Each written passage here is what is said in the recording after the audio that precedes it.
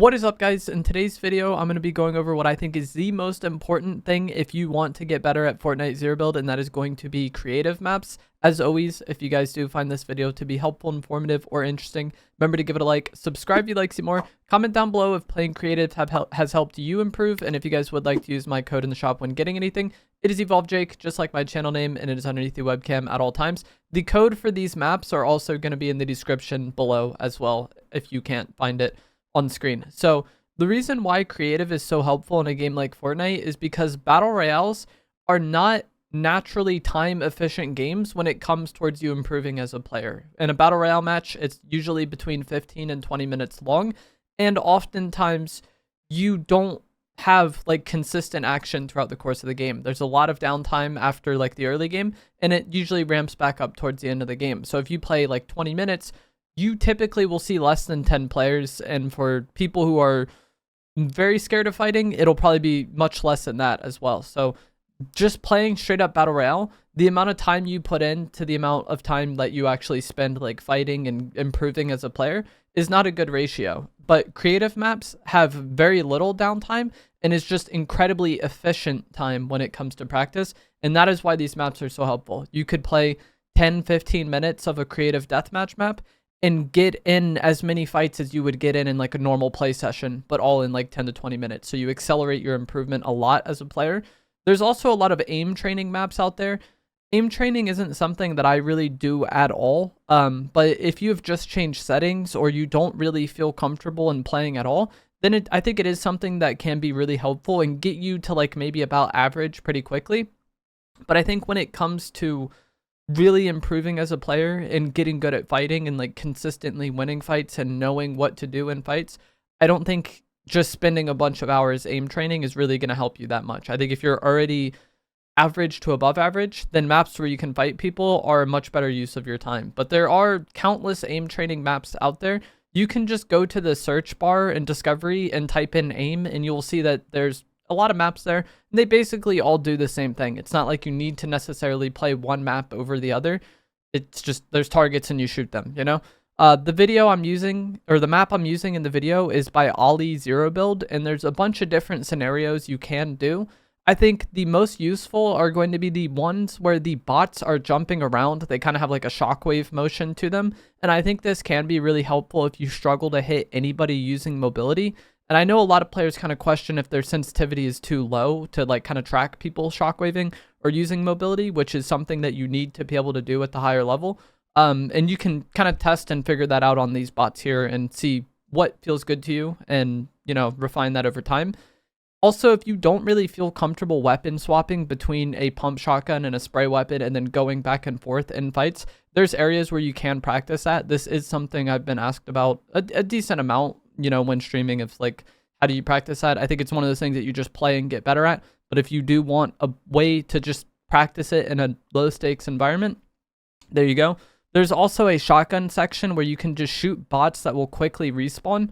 And I think this can be very helpful if you are someone who struggles with shotgun aim. Of all of the kind of scenarios I saw on this map, I think this one was the most helpful. And the way it works, once you destroy the bot, your shotgun is able to shoot again immediately in the scenario. Like, it bypasses the pump delay. So you can just, you know, throw out shot after shot after shot after shot and just keep flicking to these different bot targets and get in a lot of shotgun practice in a very short time span. With maps like this, especially aim training, I don't think you need to spend 6 hours here. But if you spend 10 minutes, you know, every time you get on the game, it is something that you will maybe see results with. But I do think the maps where you can actually fight people are significantly better, especially if you are someone who's already comfortable aiming and used to playing the game. You know, if you've been playing Fortnite for a while, or you've been playing shooters for a while, I think you probably are somewhat comfortable aiming already. So for the maps where you can actually fight people, there aren't actually as many options for Zero Build as there are for builds,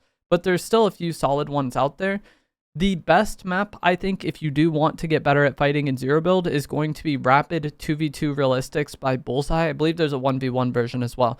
But this basically sets up a scenario where you and the other duo fight it out in a somewhat neutral setting. There's some maps or some like arenas you get thrown in where maybe one team has a height advantage or has a cover advantage, but each team does spawn with bunkers.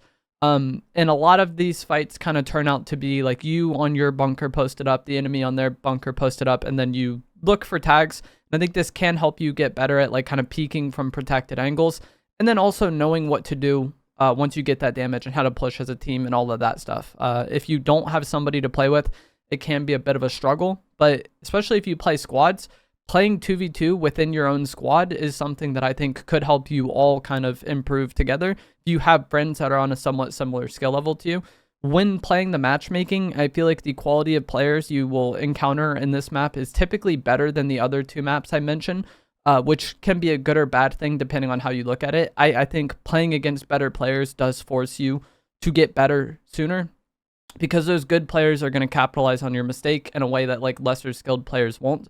If you could just get by, you know, not peeking correctly and playing very lazily, then while you can draw some experience from the map and the kind of build muscle memory, at least with like aiming and movement, I still think playing against better players will help you get better faster.